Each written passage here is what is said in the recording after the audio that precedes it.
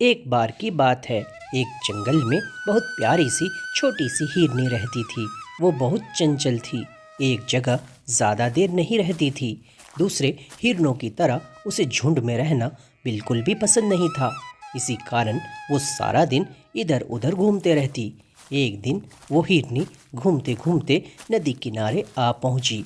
उसने थोड़ा पानी पीकर नदी किनारे आराम करने का सोचा, पर तभी एक शिकारी जो पेड़ के पीछे छुपकर उस हिरनी को देख रहा था, और फिर जैसे ही हिरनी की भी नज़र शिकारी पर पड़ी, वो बहुत बुरी तरह से डर गई और शिकारी को देखकर हिरनी वहाँ से भागना शुरू कर दी। कुछ दूर जाने के बाद हिरनी को एक मकई का खेत दिखा। उसने सोचा कि इससे पहले कि शिकारी आकर मेरा शिकार कर ले, उससे पहले ही मुझे इस खेत में जाकर छुप जाना चाहिए और शिकारी मुझे देख नहीं पाएगा और मैं बच जाऊंगी। और इतना कहकर हिरनी मकई के पौधे के खेत में जाकर छुप गई। मकई का पौधा काफी घना था, जिसके कारण हिरनी वहां आराम से जाकर छुप गई थी। शिकारी ने उसे बहुत खोजा, पर वो नहीं मिली। बहुत देर खोजने के बाद हिरनी नहीं मिली तो शिकारी ने वहां से जाने की सोची।